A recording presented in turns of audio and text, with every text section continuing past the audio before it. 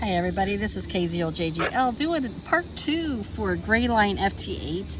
I did not do a part 2 right away because I got a hold of John, who is the app creator. There was some issues and bugs that I found while using it. It comes in there, it's going to give you some start. So we're going to get started. And it's going to ask for your call sign. So we're going to put in my call sign, or put in your call sign. You want your enable location, always while you use the app, because that way, and right now I'm sitting at a campground at a lake. It is not a POTA site.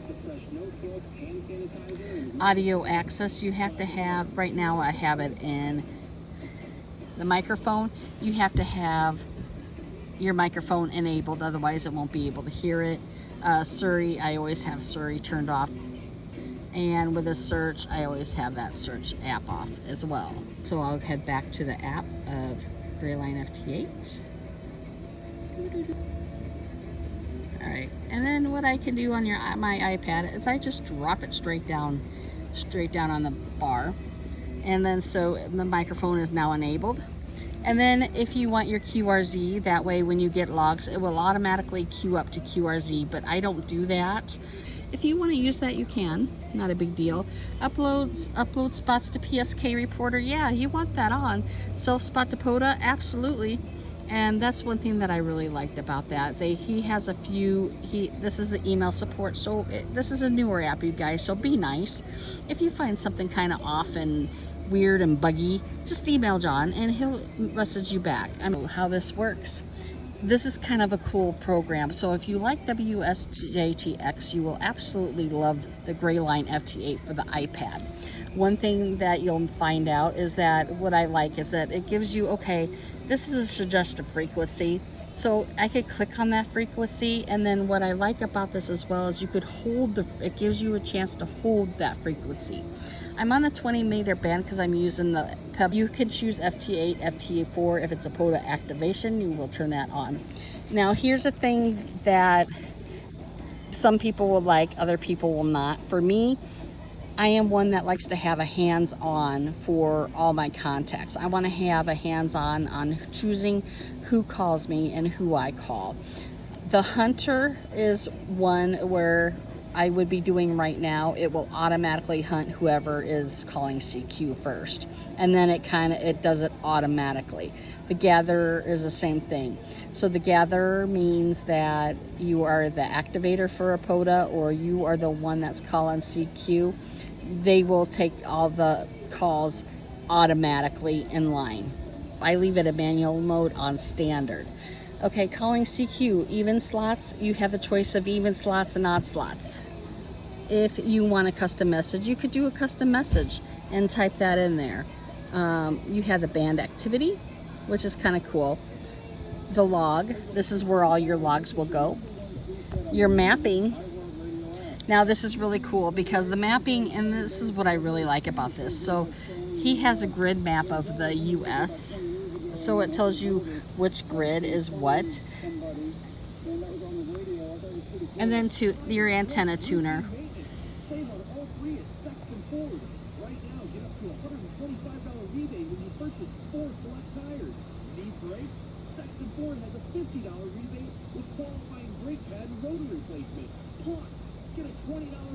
You know, so you could do the antenna tuner, and then you have your settings. So your settings, again, you have your calls, your grid square. That's what I'm at now, and that is automatic. Your transmission power. I'm on the Pebble, so right now I'm only doing 1 watt. All right, so I'm doing 1 watt right now. Also, you have your QC addendum. QC addendum is the same thing as IEFTX, so you have your choice between IOTA, POTA, SOTA, DX, custom. Right now I'm not at a POTA, so I'm just going to choose DX. Your appearance, you could either have it in dark mode, light mode. Your distance to use it, I have that automatically. I don't, play that. Only show CQs. You could either have that on or off. I don't really mess with that. Keep screen on. We want that on. Auto calibrate the waterfall. Absolutely. Frequency hold. This is automatically on automatic default, but every time you turn on this app, if you want the frequency hold, you have to choose that hold right then and there as you do the app. Otherwise, the default is automatically, and it will not hold it unless if you put it. You have your input, your output, your QRZ information. If you do ham QTH username password, you may sign into that as well. And John is he's very, very responsive. He's actually a really good guy to get a hold of and let him know about the bugs, you guys. It's okay. And then once you have the settings, you'll just hit done. Now this is where it gets fun. Right, so when you're done with your settings, you will hit band activity. This is what your screen is. This is just the same setup as WTJX. To do full screen, you may do that. That's what this screen is for, is do full screen or half screen. So we did the whole transmit. Right now we got this on Lincoln, so it's calling. And right now it's transmitting, so when it transmits, it will hold on red. All right, so we're calling CQDX. And then when you start working people, it will mention that you are working so and so on this. All right, and that's all there is to it, you guys. This is part 2. Give it a try. One thing that my grid is that my grid covers multiple states, so it will show that grade and country entity on that, so it won't show the exact red number. So that's the only downfall that I don't like about it, but otherwise everything else works great. 7-3.